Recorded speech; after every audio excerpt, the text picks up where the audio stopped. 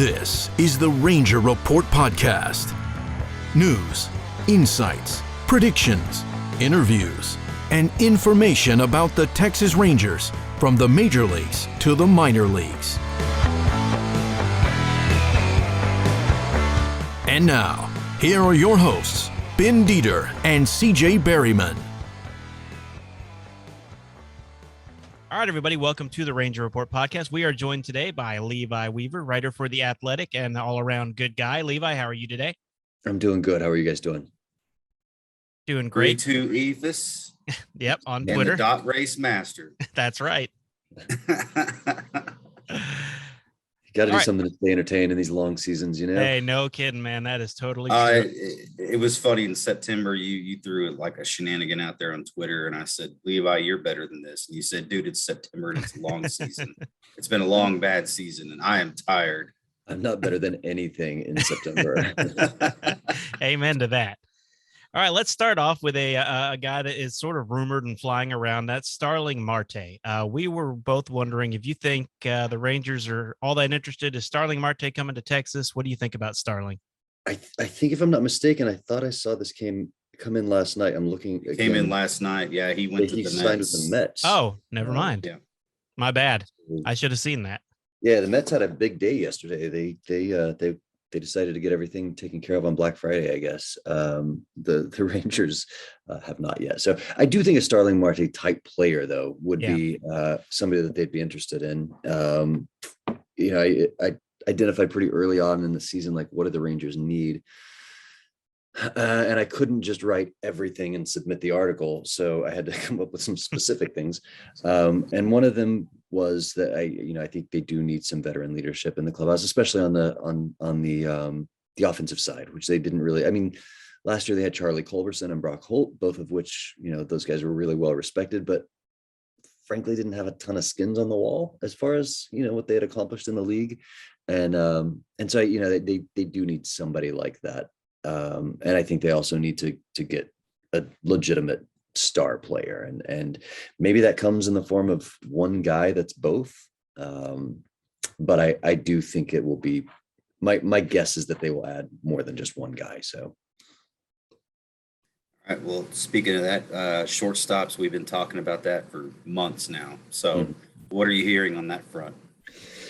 I mean, kind of the same as everybody else, just that they're, having meetings, and I think they're interested in kind of everybody. I do think there's a very good chance that we see a flurry of moves before December 1st, when the CBA expires. I think this talk about Javi Baez and Detroit is super interesting, because Detroit is one of the rumored landing spots for Carlos Correa. Could reunite with AJ Hinch up there. Young, exciting team that looks like they're on the verge of competing, maybe a year or two ahead of the Rangers as far as that timeline goes. But if they sign Baez, I don't know. Does that put them out of the Correa sweepstakes? We'll see. Oh, but Baez can play second too. So true. Yep. Yeah, I think as far as just budget goes, although they don't have a whole lot of budget dollars committed either. So yeah, maybe they go sign two of those guys. That's one thing I was going to bring up, and you mentioned it, and Chris Halleck mentioned it, and Jeff Wilson mentioned it. The Rangers aren't the only ones that have a large budget they can spend. Mm-hmm. So that makes the competition hard right now, especially when you're looking at the Rangers, who are a team that's probably not going to contend next year. Right. So it's hard. My thing I've said for about a month now, it's going to be hard to get the big name free agents to come here when they know you're not going to contend for a year. Yeah, I think, and Chris Young talked about this at the GM meetings too. I think what the Rangers are going to have to sell free agents on is the long-term vision. Is that, we lost 102 games last year.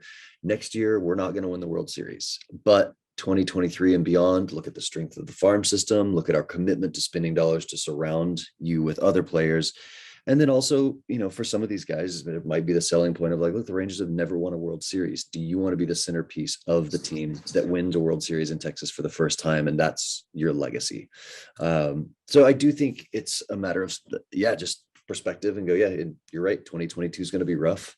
Not as rough as the year before, hopefully, because you got some guys maturing, some guys they've found out and made a decision on that, like, that he's just not going to cut it.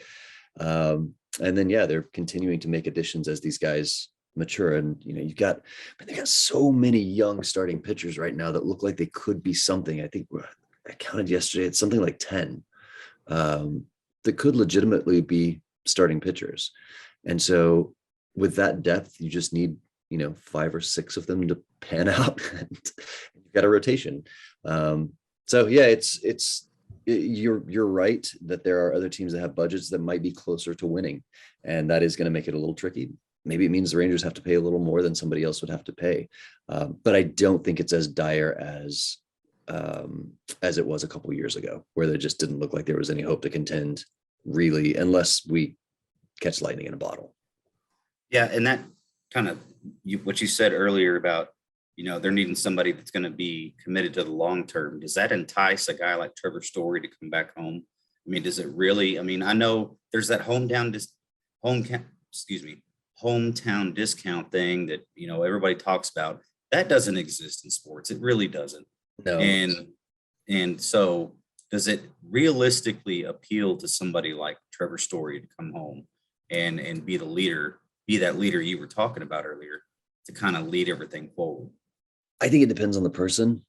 I do think there is somebody that's maybe nearing the end of their career that might want to extend it and come home and be comfortable for a couple of years. Like for example, and I don't know if this is how Clayton Kershaw feels, but somebody in a Clayton Kershaw type position who's got kids in school, who's, moving them back and forth across the country, and is like, it'd be a whole lot simpler to just drive to the ballpark every day. I could see that maybe being sometime when coming home would be a factor. But beyond that, I think it really has to do with the health of the organization. Do they like the manager they're going to play for? Do they like the teammates they're going to have? Does it look like the team is poised to win? And is the team going to pay them fair market value? And I think those are the factors that you hear players and agents talk about. Yeah, I agree with that. Now, speaking of Clayton Kershaw, next question I wanted to ask you about was about pitching. You mentioned Kershaw, who's been talked about, of course. Stroman, everyone talked about as well, and he's out there with a lot of teams too. There's a lot of guys out there. I've even mentioned, Verlander. I've even mentioned Chris Archer as a possibility, just because the Rangers like those rehab guys. So, Do you think the Rangers this year are going to make any splash at all on pitching, or do you think it's going to be more like a Jordan Lyles type situation for 2022? I'm really interested to see how this goes, because, I said all along that I didn't think Verlander was an option, because the Astros did offer him a qualifying offer. And I don't know that any team, if he was healthy and had been healthy the last 2 years and it's shown like he's still Justin Verlander, then maybe a team that's ready to go win a World Series, maybe the Dodgers would go out and go, yeah, we'll give up a draft pick to get Verlander and add him to the rotation. But with him having just come off Tommy John surgery, and with the qualifying offer attached, I think that was one of those situations where the Astros wanted to keep him, and by attaching a qualifying offer, kind of hamstrung his market. And to the team's credit and his agent's credit, he signed for more than that on a 1-year deal with Houston. So good for them. As far as like splashy pitching moves go, there's Robbie Ray is out there. John Gray is an interesting name that I've heard connected to the Rangers. Gray to me feels a lot more along the lines of Jordan Lyles.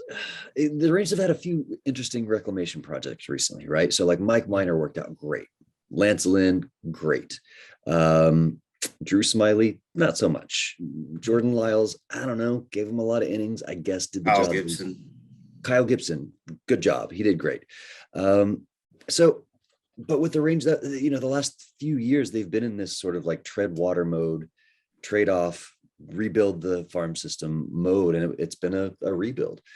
And so for them to say, as they have, like the teardown is over, and now it's time to really start pushing the gas pedal and moving forward, I wouldn't be surprised to see them kick the tires on somebody like Robbie Ray or somebody at the top of the market.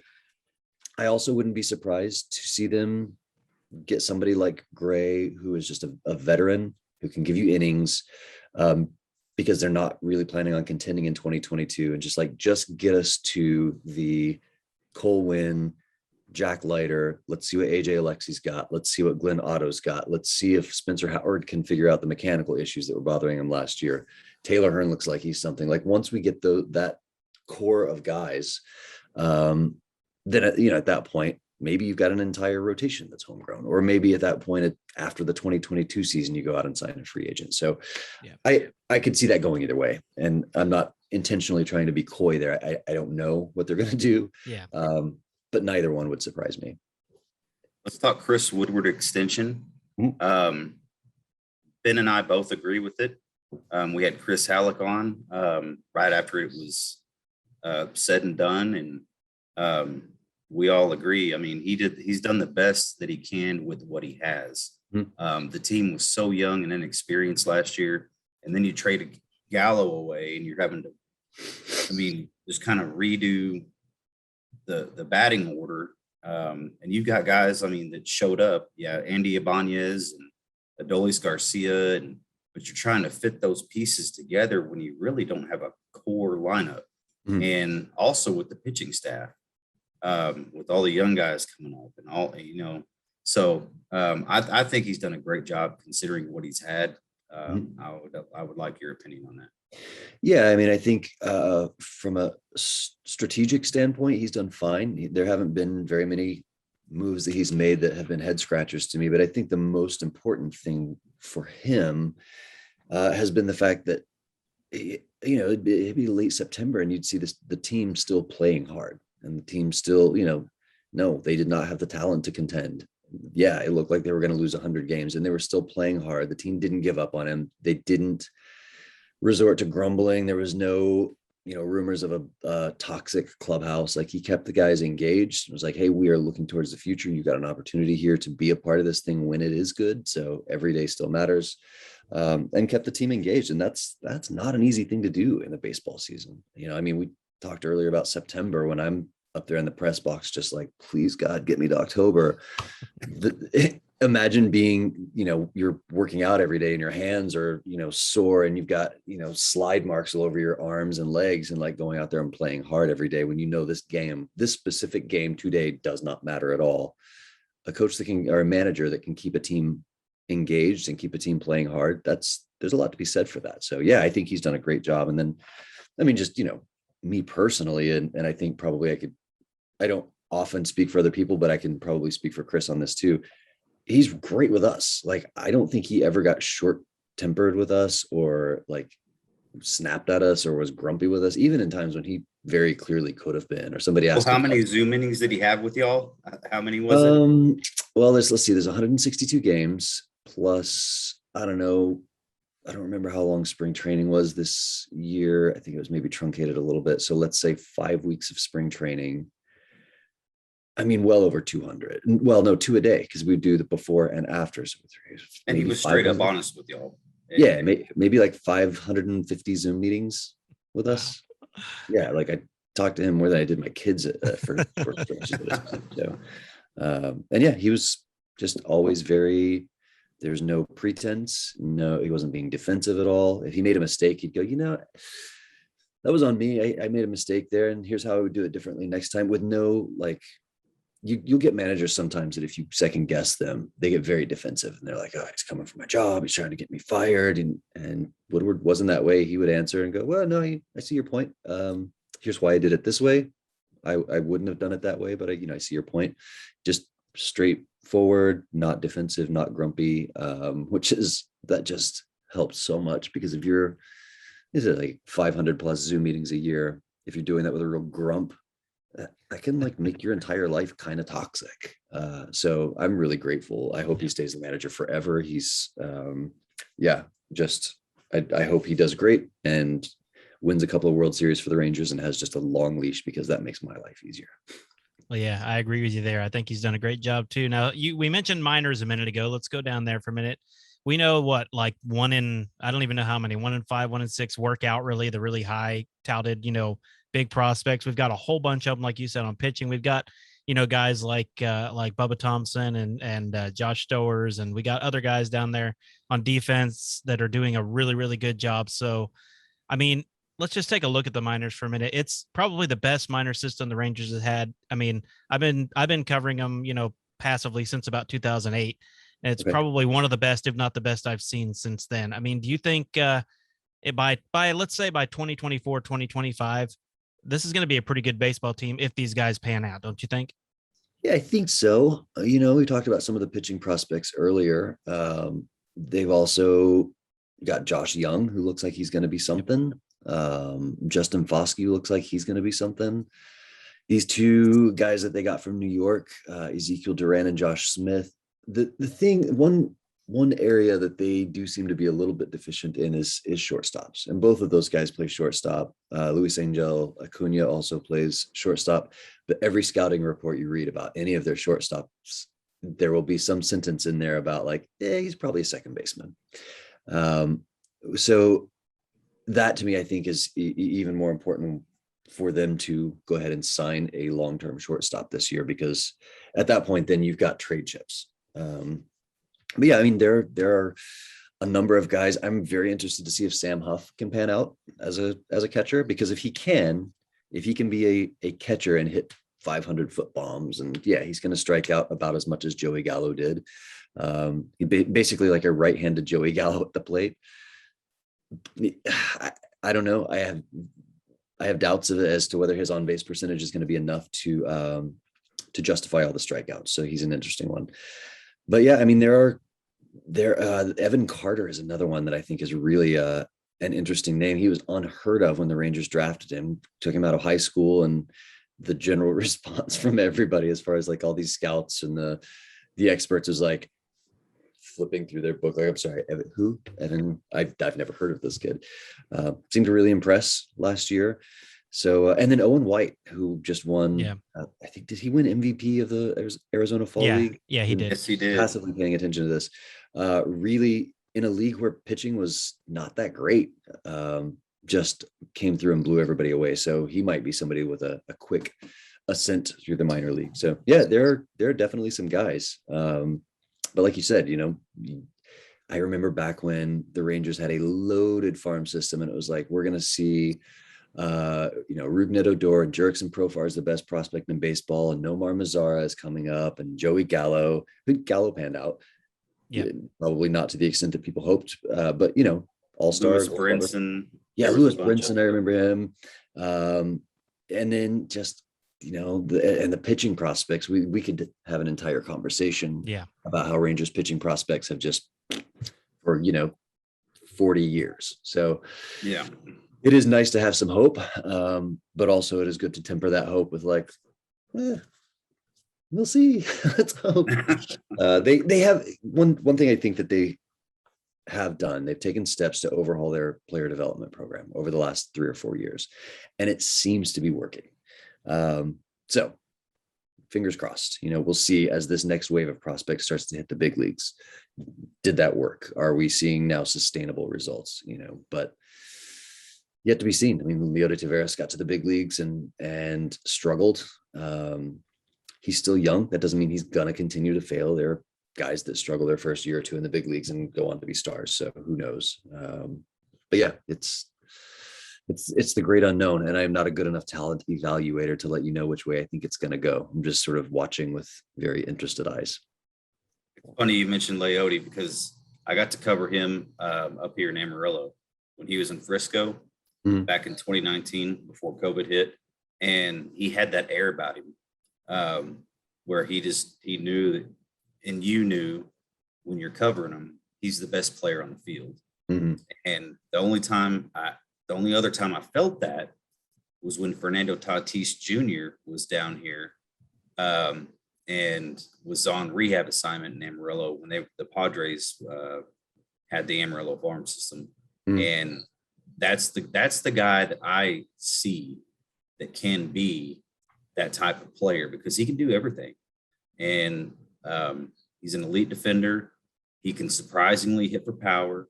He can kind of do it all. So kind of talk more about Leote and what you saw at the end of the year, because you kind of saw a glimpse of that. Yeah. And I was actually looking at this recently. Like, it seemed to me watching him like, oh, he really came around in September. And I looked at his numbers and like, they weren't good in September either. But there were little miniature glimpses that you could see were like, okay, he hit that ball really well, or he's kind of got a little bit of his confidence back. His body language seems a little more positive. Well, he can take over a game if he wants to. Yeah. Yeah. And I think it's just a matter of getting his head right and knowing that he belongs. And when we talked to him, he was, he was giving the right answers. Like, I know I belong here. This is not, my head's not messed up. I'm good. I'm confident. I'm just kind of figuring out the big league game. But watching him play, it did not seem like that was the case. So, it's always a little tricky with guys that hit the big leagues really young. If it goes badly, will that mess them up? And will that give them a complex of like, oh man, maybe I don't belong up here? Like, having to overcome that. Or will it be a situation where they go, all right, got kicked in the teeth a little bit. Now I know what I need to do. Let's get after it. Let's go. The first few weeks of the season when he struggled so hard, I think his batting average was like 0.73 or something after a month. It was terrible. It looked like the former. I mean, and then he went down to AAA and the same thing was happening. Yeah. And that was really concerning. But when he came back, it seemed a little bit more, he had a little more bounce in his step. He was more like, yes, I'm still failing, but I see where I need to be. The vision's in sight. So let's try to get there. 2022 is going to be a really big year for him. I would not at all be surprised to see him start the year in AAA. Let the Rangers, play Garcia out there in center field, sign maybe they're going to sign Suzuki, this Japanese outfielder. That'd be great. Just give him some time to go ahead and get his confidence exactly right in AAA and really, really feel like, man, it is well past time for me to be in the big league. So that when Taveras arrives, there's no doubt that he belongs there. And I think that they will probably go ahead and slow play him just so he's ready in that 2023, 24, 25 window when they're ready for him to be a superstar. Yeah. And that was going to be my next question to you. Just looking at what they have and what the money they have to spend, do you think the Rangers will be competitive in 2023, or do you think they'll be on the verge in 2023? I think they will be competitive. I think if everything goes well, we see them. A lot of this depends on what happens with the rest of the division, of course. Yeah. Like the Mariners seem to be on the come up. They just traded for Adam Frazier at second base. They seem to be on their way up, and honestly, maybe a year or two ahead of Texas. So they could be difficult. The Astros, it looks like they are probably on the decline, but that might not kick in for another year or two. The Angels always invest big and always find a way to screw it up somehow. That's a fact. And then the A's look like they are going to be on the teardown. So competing for a division, maybe. I think more likely in 2023, you see them in the wild card conversation. Maybe they sneak in and get a wild card spot, maybe not. But I really think 24 is probably the first year where expectations should be, all right, let's go. Yeah, that's good. All right. Well, we're going to let you go now, but I always have to finish these off by asking the most difficult questions. Oh boy. All right. Whataburger. Are you asking for my order at Whataburger, or is this a Whataburger or? What is your go-to at Whataburger? We're trying to get a Whataburger sponsorship. So. Oh, right. Okay. Yeah. Hook me up if you do. They've got we will. They've got this like buffalo chicken finger thing they don't always have on the menu. Yeah. It's like 3 chicken fingers with some, I don't know, is it mozzarella, maybe cheese on top? Oh, buffalo chicken strip sandwich. There you go. Yeah. And here's a little secret though. If they don't have it on the menu, they generally do have full-time like a barbecue chicken strip sandwich. So you can order that and be like, but could you sub buffalo sauce for the barbecue sauce? And then you get what you're looking for, even if it's not on the menu. All right. That's an amazing piece of advice right there that I did not know. That is a Whataburger pro tip for you guys. I'm telling you that. They're not going to sponsor you now though, because I've just messed it there. Well, Levi, thank you so much for taking the time today, sir. Of course. Yeah. Good to finally talk to you guys. All right. Thanks, We Levi. appreciate it, buddy. Have a good one. Thanks for listening to the Ranger Report podcast. Find us on Twitter, Facebook, and at therangerreport.com.